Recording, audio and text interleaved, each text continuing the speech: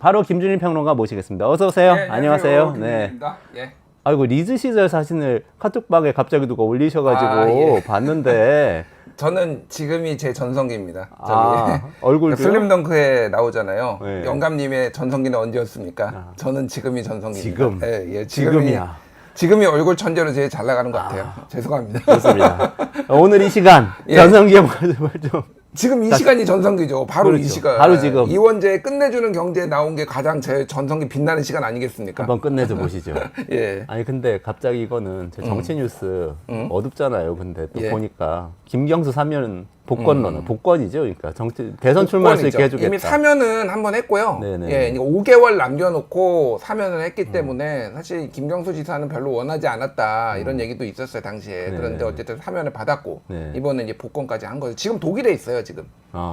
김경수 지사. 그때 그래요? 이제 그때 노무현 맞아요. 대통령 추모 13주기였나요? 그때 추도식 네네네. 때 이제 잠깐 들어왔다가 다시 독일로 나가 있는 상황입니다. 공항에서 한마디 했던 거 기억나는데 예, 예. 그죠?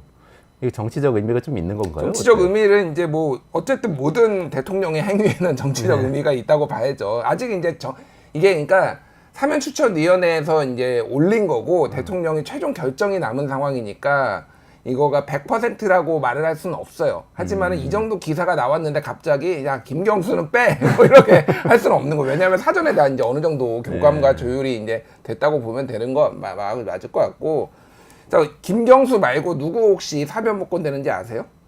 그게 가물가물해요. 제목에 김경수만 다 뽑혀가지고 예. 조윤선도 있었던 거 예, 같고. 조윤선도 있고요. 현기환 전 대통령 정무수석 비서관, 안종범 전 대통령 정책조정 수석 비서관, 원세훈 전 국가정보원장, 권선택 전 대전시장 등등등이 다 특별 사면 대상자에 올라갔습니다. 조윤선, 원세훈이면 박근혜, 이명박 시기에 예. 이른바 뭐 측근들이잖아요. 블랙리스트 그치? 뭐 해가지고 이제 이제 형을 받았죠. 근데 제가 말씀드린 건 뭐냐면은 이 두 가지 효과가 있는데 하나는 이 김경수가 주목을 받아가지고 이 사람들이 때로 다 이제 보수 쪽에서 문제가 많았던 분들이거든요. 때로 그러니까 제가 좀 거칠게 얘기하면은 비 오는데 이제 오폐수 방류한 것 같은 그런 느낌. 아니 그 원세훈 국정원장은 저거죠? 사이버 사령부. 예, 맞아요. 그 댓글 조작 쉽게 댓글 얘기해, 조작. 쉽게 국정원 얘기해. 댓글 조작 예, 사건이죠. 그거 굉장히 심각한 문제예요. 그렇죠. 대선에 영향 줘 민주주의를 파괴하는 행위 아닙니까?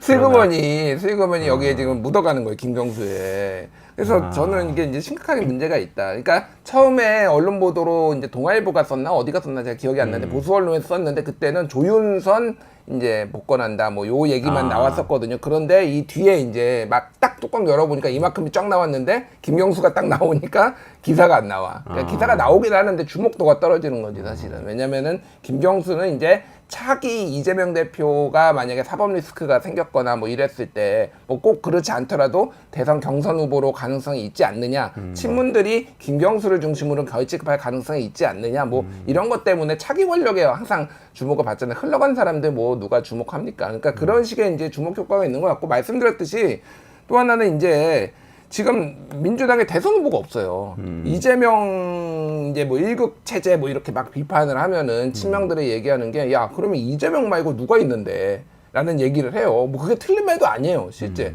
그러니까 대선 후보로 지금 나올 수 있는 사람이 생각난 사람이 별로 없잖아요. 그렇죠. 예. 네. 그러니까 없습니다. 물론 이제 상황이 또 어떤 영웅, 뭐 이제 인물을 만들어내는 것도 있으니까 뭐 가보면은 또 누군가 나올 수도 있겠지만은 지금 상황에서 딱 떠오르는 사람이 없습니다. 뭐 김두관이 갑자기 대선 후보로 나오겠어요. 뭐 갑자기 뭐 임종석이 나오겠어요. 모르죠. 뭐 모르는데 어쨌든 근데 김경수는 계속 친노 적자.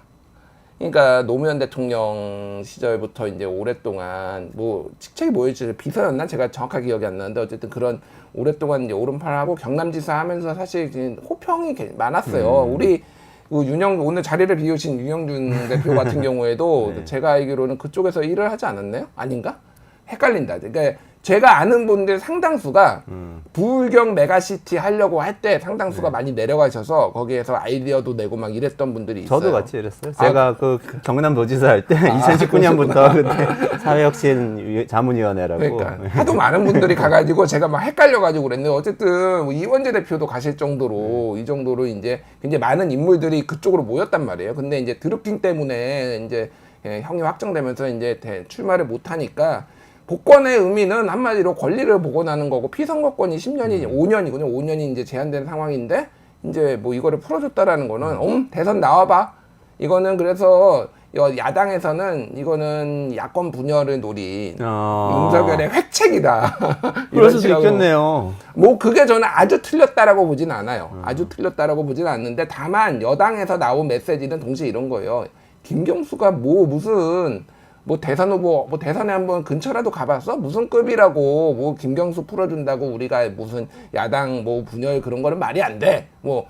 대화합 차원이야. 야권 인사도 좀 사면 복권해야지. 어떻게 여당 인사만 해? 이런 얘기를 하고 있어요. 네. 아니 근데 오히려 그런 의도와는 상관없이 김경수 지사 나와서 야권에서도 대선 구도를 놓고 막 경쟁이 벌어지면 오히려 국민들이 더 관심을 가져가지고 더 유리해질 것 같은데 저는 지금 관심이 없잖아요, 민주당에 대해서. 예, 저는 진짜로 진지하게 말씀드리는 건데 이재명 대표 혼자서 만약에 대선 후보 경선 나오거나 상대 지금처럼 아예 상대도 안 되는 분들이 나와가지고 할 경우에는 이게 경선에서부터 붕엄이 되는 거죠. 자, 생각해 보십시오. 지난번 대선 같은 경우에도 이쪽도 이제 이재명, 이낙연 치열했잖아요. 사실은 흥미로움은 국힘 쪽이 더 흥미로웠어요. 그렇죠. 예, 그때 홍준표도 있었고, 원희룡도 있었고, 유승민도 있었고, 여러 명이 나와가지고 각기 다른 색깔로 막 엎치락뒤치락 하는 게 이번에 전당대회도 여러 명, 한동훈, 나경원, 원희룡, 윤상현 이렇게 나오니까 더 흥미롭잖아요. 숫자는 많을수록 좋고, 대선 후보 잠재군이. 그들이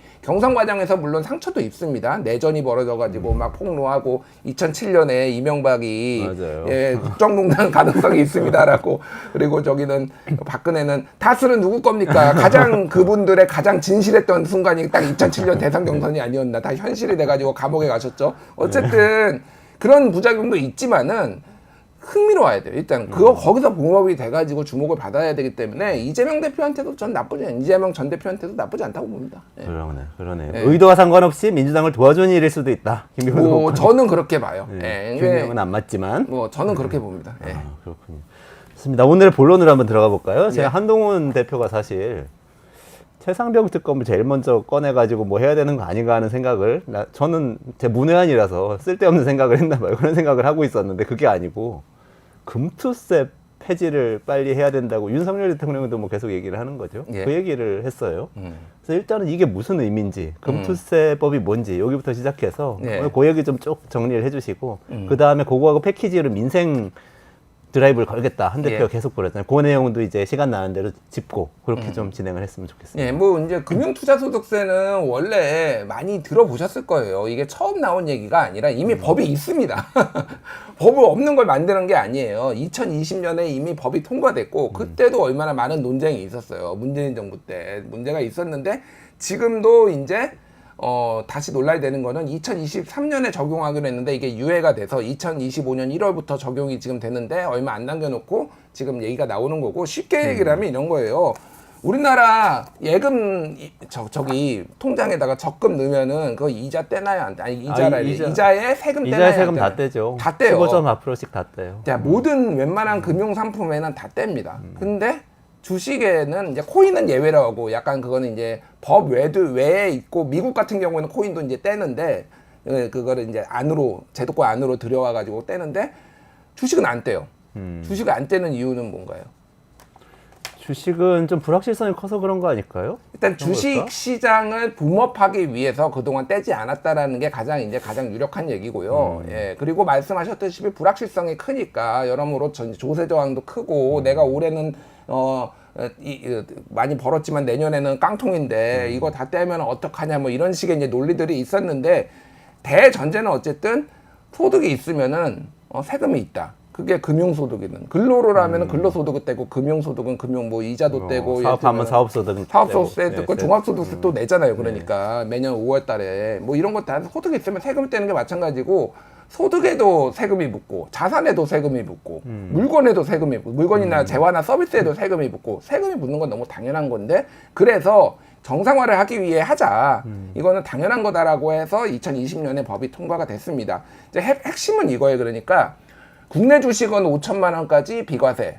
그리고 해외 주식은 250만 원까지 비과세. 요게 이제 핵심인 거고 요거 같은 경우에는 방금 얘기했듯이 5년 동안은 이제 2월을 해요. 무슨 얘기냐면은 내가 올해 그러니까 내가 5년 전에 완전히 폭망했어. 근데 이제 올해 돈을 많이 벌었어. 그러면 이거를 상계를 한다라는 거예요. 근데 5년이 넘어가면 상계를 하지 않는다. 뭐 이런 게 좀 핵심인 것 같습니다. 예. 그러네요.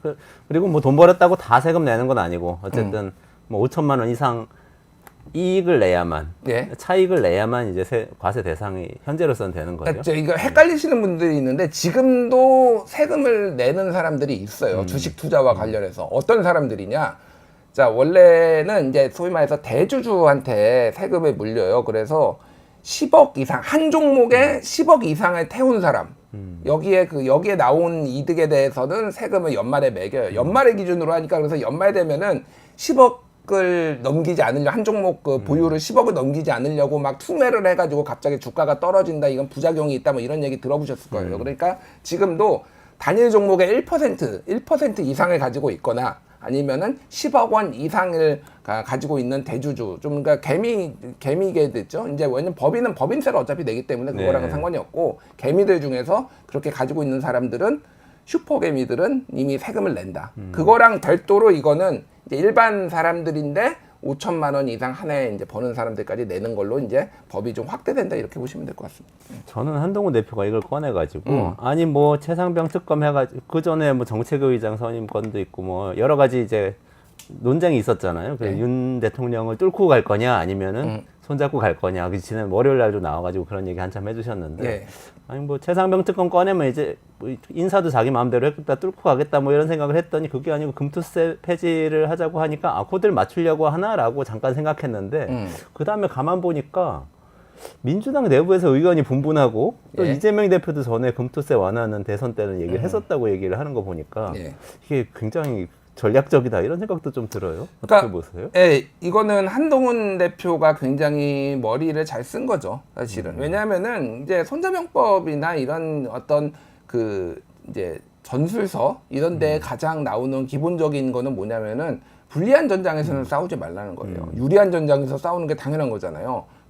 최상병 특검은 가장 불리한 전장이에요, 여기를 그러니까 회피하고, 내가 싸움을 선택할 수 있으면은 그거는 회피하는 게 맞는 거죠, 그러니까. 그게 뭐가 됐든 지금 욕을 먹더라도, 그리고 가장 본인이 판단하기에 유리한 전장이라고 생각을 한 게 이제 금투세 전장인 것 같아요. 그러니까 민생 쪽에 지금 초점을 맞추고 있는데, 금투세 같은 경우는 말씀하셨다시피 국민의힘은 대통령부터 한동훈 대표 그리고 의원들도 뭐 다른 생각이 있는 사람이 있을 수도 있겠지만은 이견이 없어요. 그러니까 폐지해야 된다라고 했고 과거에도 그렇게 이제 주장을 했어요. 2020년에 이 법이 통과가 됐을 때 보수 쪽에서는 어쨌든 대체적으로 반대를 했고 그리고 민주당이 주도로 그때도 다수당이었으니까 민주당이 주도로 이제 이게 됐단 말이에요. 근데 지금은 민주당이 의견이 분분하다 말씀하셨다. 네, 그렇게 보시면 될 것 같습니다. 네. 일단 한동훈 대표가 뭐라고 얘기했는지 한번 들어보고요. 이제 실제 그 말이 맞는지하고 민주당 쪽 주장하고 한번 비교하면서 팩트 체크를 한번 부탁드릴게요. 네, 한동훈 대표 영상 좀 부탁드릴게요. 이 사모펀드에 투자하는 분들에 관해서 금투세를 민주당이 지금 얘기하고 있는 그 금투세를 강행했을 때와 강행하지 않았을 때의 세금 비율을 한번 비교해 보면요. 현재 사모펀드의 환매에 따른 이익은 배당소득으로 과세됩니다. 그러니까 종합과세 방식으로 최대 49.5%를 과세받게 됩니다. 그런데 금투세 강행되면 이 사모펀드에 대한 이익도 역시 금투세 대상이 되게 되거든요. 그러면 세율은 최대 27.5%가 되죠. 그러니까 지금보다 거의 반으로 이 세율 자체가 줄어드는 상황도 발생하는 거예요. 더불어민주당이 말씀하듯이 프레임으로 갖고 가시는 금투세는 부자 세금이다라는 말조차 맞지 않다는 겁니다. 그 말씀 먼저 드리고 싶고요. 그 세금으로 인해서 주식시장의 큰 손들이 이탈하게 될 가능성이 높고 그것으로 인해서 1,400만 개미 투자자들만 피해를 볼 것이다 라는 점입니다. 조금 한동훈 대표가 뭐 이렇게 세율, 숫자 얘기하고 경제 얘기하고 이러니까 조금 입에 잘 안 붙는 것 같은 생각은 드네요. 근데 뭐 이게 저게 전략적인 건데 본인이 유리한 전장이라고 생각하는 것도 있고 이제 검사만 했는데 네가 뭘 알아? 정치에 대해서 뭐 알아? 경제에 대해서 뭘 알아? 이런 거에 대한 어떤 그런 이미지를 불식시키기 위해서 좀 전략적으로 나오는 것 같아요. 왜 그러냐면 최근에 이제 뭐 전기요금 취약계층 감면하는 것도 본인이 얘기를 하고 있고 뭐 반도체법 얘기도 하고 있고 금투세는 막 얘기하고 오니까 내가 민생을 챙기는 여당 대표야 이런 것들을 굉장히 이제 강하게 어필을 하는 것 같고 뭐 뭐 좋습니다. 뭐 좋고요. 일단은 이제 요거는 조금 명확하게 할 필요는 있을 것 같아요. 저는 금투세를 도입을 해야 된다라고 생각을 하는 사람이에요. 그러니까 그거를 이제 감안을 하시고 이제 들어주셨으면 좋겠고, 다만 그렇다고 제가 막 무조건 재주장하는 게 아니라, 오늘은 이 자리는 이게 토론이면은 그렇게 세게 이제 재주장을 할 텐데, 좀 비교적 균형감 있게 이 얘기 저 얘기를 조금 더 다 소개하는 방식이지만은 어쨌든 이제 그거를 좀 감안하셨으면 좋겠고, 저는 이거는, 그러니까 제가 그 생각을 한 거는 굉장히 오래전부터 정권이나 진영이나 진보 보수 이런 거하고 상관없이 오랫동안 원래 생각해 왔던 거다. 뭐 이렇게 좀 말씀드리겠습니다. 예. 네, 박상현님, 아침 햇살님 두 분이 잘생기셨다고. 네, 감사합니다. 네. 네, 감사합니다. 지금이 제 전성기입니다. 자, 오늘이 전성기입니다. 오늘이 전성기입니다. 네, 근데 예. 이게 세 가지를 다 듣고 보니까 약간 오싹한데, 자, 반도체법 그거는 이준석 겨냥한 거 아니에요? 그리고 그 취약계층한테 전기요금 지원하겠다는 거, 이재명의 25만 원 이거 겨냥한 것 같고, 네. 이 금투세는 민주당 분열, 이게 고도의 전략적인 행보인 것 같아요. 뭐 전체적으로 다 뭐 그렇게 보시면 될 것 같아요. 예, 뭐 그게 아주 틀린 얘기는 아닌데, 지금 그게 또 현안이니까 현안에 대해서는 내가 다 모두 밥숟가락을 놓겠다. 뭐 이 정도 될 것 같고, 이게 저번에 장성철 소장이 다른 방송에서 얘기를 했는데, 사실은 이제 그 민주당에서 25만 원 지원금 얘기했잖아요. 그거 올라왔잖아요. 전국민 민생지원금. 그거에 대해서 이제 이제 이미 거부권 사실상 행사하는 걸로 보고, 그러니까 한동훈 대표가 최고위원회의에서 얘기를 한 거예요. 야, 우리도 다른 대안을 내놔야 되지 않아? 이거에 대해서? 그러니까 추경호 막 원내대표가 뭘 몰라서 그런다. 지금 막 엄청 쫑크를 줬다라는 현장에서. 김재원 최고위원도 옆에서 거들면서 막 쫑크를 줬다라는 거예요. 뭐 전기세 가면 우리도 해줘야 되는 거 아니야? 뭐 이런 얘기까지 나왔는데 엄청 구박을 받았다라는 겁니다. 그래서 이게 당을 완전히 장악하지 못했다. 리더십이 부족하다는 얘기가 나왔는데, 갑자기 여야정 그 협의체 구성한다라는 얘기 나오면서 야당하고 전기세 취약계층 감면 얘기를 해버렸어. 그러면은 추경호 원내대표가 얘기를 해버린 거예요. 그러니까 본인이. 뭐 이제 전체적으로 이제 원내에서 한 거죠. 그러니까 정책위 의장이 처음에 들어가긴 했는데, 어쨌든 이거는 주도권 다툼이 있네. 예, 그러니까 여당 내에서도 약간 그런 게 있어요. 하여간 한동훈 네가 뭘 알아? 약간 이렇게 구박 주다가 갑자기 이래버리니까 이게 참 웃기다. 그러니까 본인이 하면 알고 한 건데 한동훈이 하면 모르고 한 거다, 이렇게 되는 거 아니에요? 그러니까요. 뭐 그런 일이 있었습니다. 정말 예. 모르고 말한 건지, 아까 얘기한 그 사실관계 한번 짚어보면 좋겠는데, 예. 두 가지 얘기했거든요. 사실 금투세 부자만 세금 걷는 거 아니고, 금투세 폐지하자는 거 부자 감세 아니다. 이 얘기가 있고, 그 다음에 큰 손들 금투세 때문에 떠나면 개미들도 주가 떨어져서 피해본다. 이 두 가지 아까 영상에서 딱 얘기를 하네요. 예. 그래서 그 두 가지에 대해서 의견 어떠신지. 맞는 얘기예요. 일단은 저기 말고 뭐 SNS나 이런 데 같은 경우는 이제 대만 사례를 들었어요. 대만이 1989년에 금융투자소득세와 비슷하게 주식시장에 과세를 했는데, 이제 짧은 시간 안에 36%가 주식이 하락을 했다라는 얘기를 했어요. 근데 저거는 지금 조선비즈가 5월 달에 이미 일종의 팩트체크 기사를 낸 거예요. 36%면 3분의 1이 날아갔다는 거잖아요. 예, 그러니까 엄청난 완전히 건데. 흔들렸는데, 저 때는 금융투자소득세 같이 이제 주식시장에 과세를 하는 것뿐만이 아니라 금융실명제를 했어요. 같이 했어요, 저거를. 그러니까 이제 일종의 금융 정상화인데, 그럼 검은 돈이 다 빠져나가는 효과가 있을 수 있죠. 그러니까.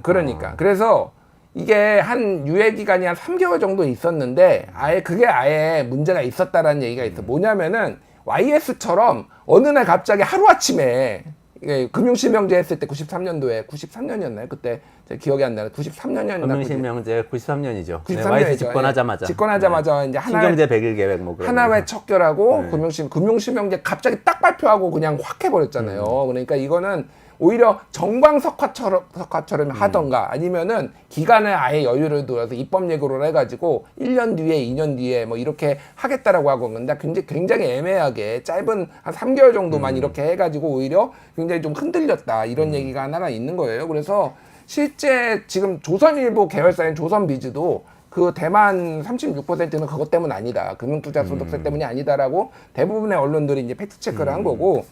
자, 그러면은 이제 1,440만 정도 되는데, 1,400만이라고 치고 주식 투자자가, 그러면은 과세를 하면은 이들이 큰 손들이 이제 다 빠져나갈 것인가에 대한 얘기예요. 먼저 그냥 과세가 이제 누군지가 보면 중요할 것 같은데 5천만 원이에요. 5천만 주식으로 원. 국내 주식으로 5천만 원을 버는 사람들. 그러면은 쉽지 않은데. 얼마를 내가 주식으로 투자를 해야지 5천만 원 정도를 이게 물론 주식을 잘하는 사람과 못하는 사람이 있을 텐데 얼마 정도를 투자를 현금을 주식에만 투자를 해야지 5천만 원을 연간 벌 수 있을까요? 아니 뭐 그거야 수익률에 따라 다를 텐데 50% 수익률 낼 수 있으면 1억 투자하면 되지만 예. 보통은 그냥 우리 평균 수익률이라고 생각하면 5% 10% 봐야 되잖아요. 5억에서 10억은 투자해야죠. 그러니까 10% 주식 먹으면은 대단한 거예요. 엄청난 거죠. 엄청난 거예요. 엄청난 네. 거. 그러면 10%가 예를 들어 이거 복리로 계산을 하면은 이거는 어마어마한 부자가 되는 거고 사실은 1년에 5%도 먹기 힘듭니다. 예, 5% 평균적으로 보면 누군가는 더 먹고 누군가는 뭐 손해보는 사람도 있지만은 5%도 먹기 힘들어요. 그러면은 그냥 평균 잡아서 10억 정도를 내가 현금으로 넣고 있어야지 내 과세 대상이 된다라는 거예요.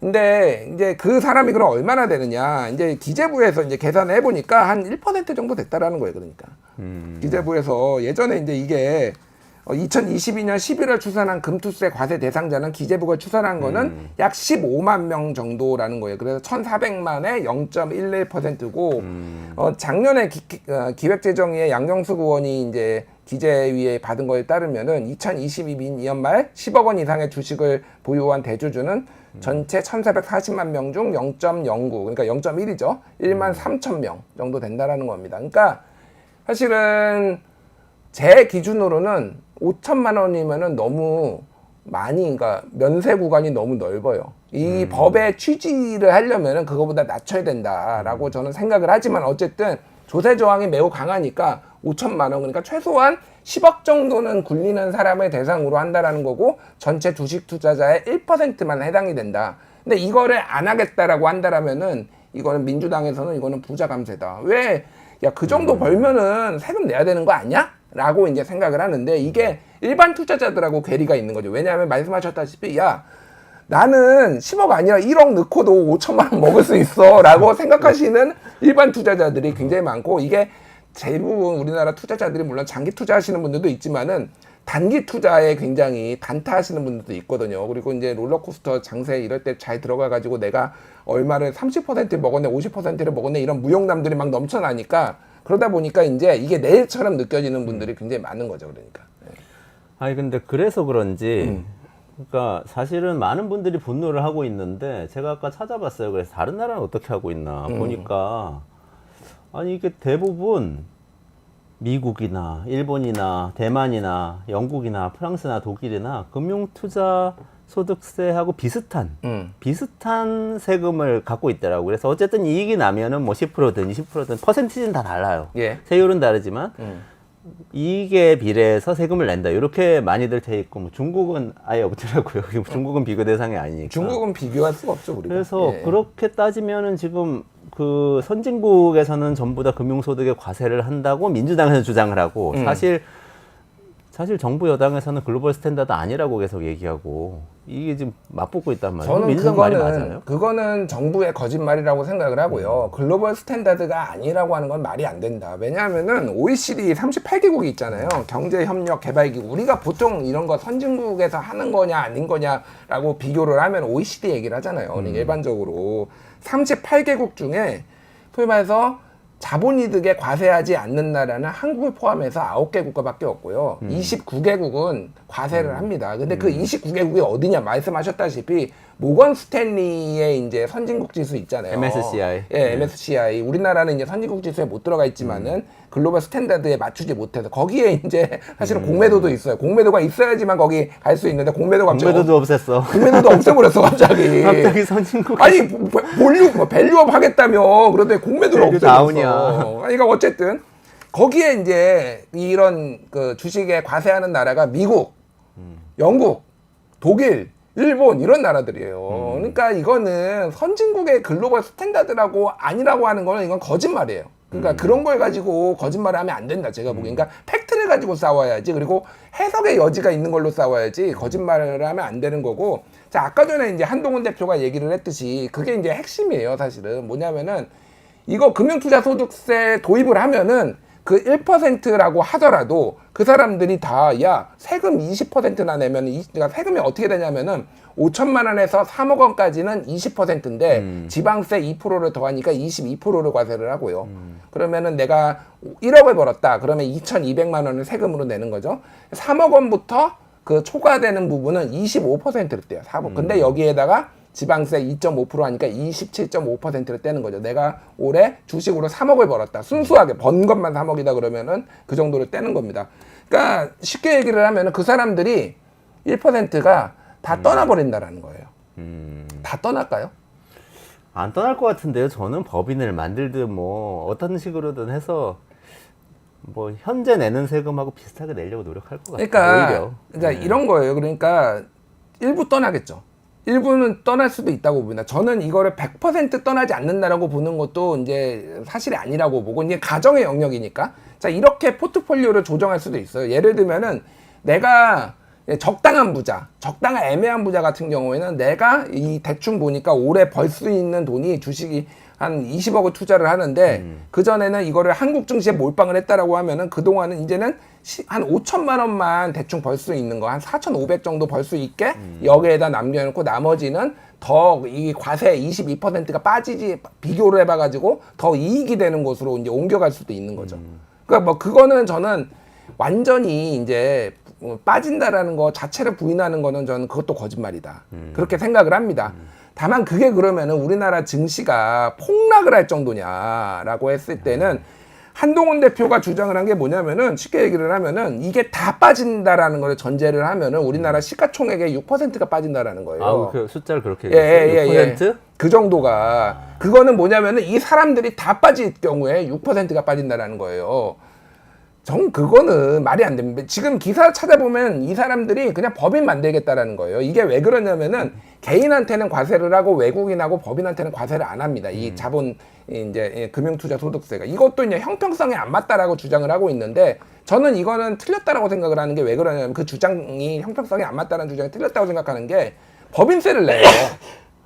법인세를 냅니다. 그리고 외국인 개미가 지금 한국에 와가지고 투자하나요? 아니죠. 다 법인이에요. 그러니까 포트폴리오 투자하는 거죠. 예, 다. 포트폴리오 이제 아시아 다 시장에 투자해야 되니까. 맞아요. 전 세계 시장에 투자를 하는 거고 미국의 이 워렌 버핏 개인이 우리나라에 계좌 하나은행에 계좌 만들어 가지고 좀 투자하는 게 아니잖아요. 무슨 테마가 떠서 그 주식 좀 주세요. 이러지 않아요. 그런 게 아니기 때문에 어차피 법인세를 다 내고 있습니다. 네. 그러니까 사실은 기업한테는 법인세를 내게 해서 너희의 이득에 법인세를 내라. 개인한테는 금융투자소득세를 내라라고 하는 건 아주 자연스럽기 때문에 이게 불평등하다라고 말하는 거는 말이 안 된다라고 보고 다만 어쨌든 약간은 빠지겠지만은 공포 마케팅을 하고 있다. 그거는 얼마나 빠질지는 모르겠어요. 그런데 6% 최대 쳐도 6%다. 이제 이런 얘기가 이제 나오는 거죠. 그러니까. 네.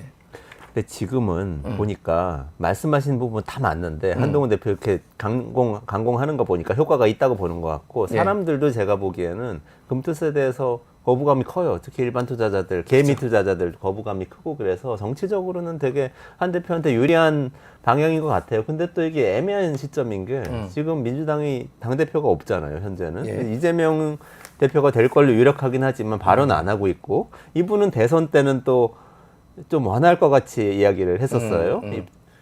그런데 민주당의 현재 이 공식적인 입장은 폐지 반대하는 거죠. 유지하자는 거죠. 그리고 좀 복잡한 상황이네요. 그리고 민주당 의원 중에서 참 어제 공유해 주신 거 있잖아요. 이소영 의원 같은 경우는 시기상조다 뭐 이런 얘기 공개적으로 하기도 하고. 예, 이제 민주당은 다 분열돼 있어요. 그러니까 뭐 이수용 의원 같은 경우는 저렇게 이제 얘기를 했고 상법부터 개정하자라고 얘기를 하고 있고 뭐 기재위 의원 이거는 결국은 기재위 의원들이 제일 중요하거든요. 기재위 의원들은 대부분은 이거 미룰 수 없다라고 얘기를 하고 있고 이재명 대표는 심지어 최근에 그 당대표 후보 토론회 했는데 뭐라고 했는지 알아요? 김두관 후보가 있는데 이거 어떻게 되니까 원래 주식시장은 꿈과 희망을 먹고 사는 데다.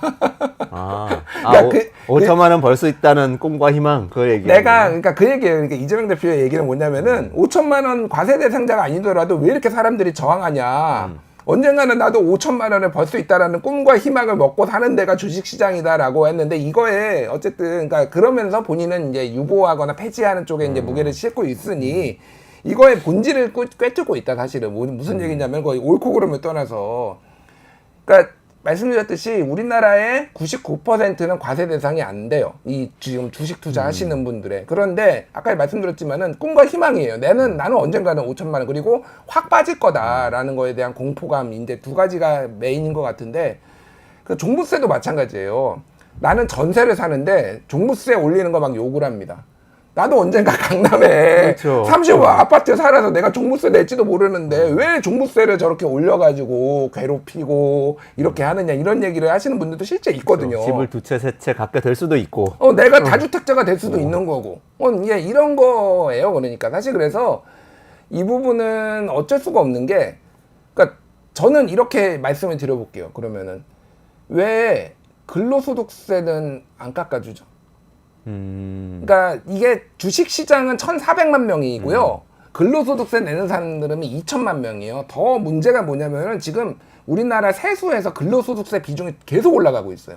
이게 무슨 얘기냐? 딴 걸 깎아주니까 그런 거 딴 걸 아닐까요? 깎아주니까 그런 거 법인세 법인세도 깎아주고 깎았어. 뭐 지금 이것도 금투세도 종부세도 깎았고. 종부세도 깎아준다고 하면은 직장인들 유리지갑만 개피 보는 거예요. 계속 올라가요. 그쵸. 아니 그러니까 근로소득세 2천만 명이나 혜택을 봅니다. 깎아주면은 근로소득세를 왜 안 깎아주나요? 그러면은 종합소득세 좀 깎아주십시오. 자영업자들 지금 죽을 것 같아요. 그러니까요. 그리고 뭐 종합소득세도 마찬가지 자영업자들 한 해 손해보고 한 해 이익 받는 이익 받을 때만 세금 내는 거 똑같은 거 아니에요? 그러니까요. 주식 투자자하고 똑같은 그러니까 거. 주식 투자는 어쨌든 이제 5년을 이제 상계를 하는데 이거는 미국 같은 경우는 10년을 상계를 해요. 그러니까 10년인가? 제가 지금 헷갈리는데 그럴 겁니다. 어쨌든 이 상계가 좀 더 이제 긴 나라들이 많아요. 그러니까 그래서 우리나라도 뭐 늘려야 된다라는 얘기는 저는 합리적이라고 봅니다. 뭐 다른 나라들이 글로벌 스탠다드가 그렇게 하면 더 늘리거나 뭐 그런 것들은 있는데 말씀하셨다시피 올해 작년에 내가 돈을 자영업자가 장사가 잘 돼가지고 엄청 벌었어. 그래서 세금 엄청 냈는데 코로나가 와가지고 아니면 지금이 코로나보다 자영업자 더 어려웠거든요.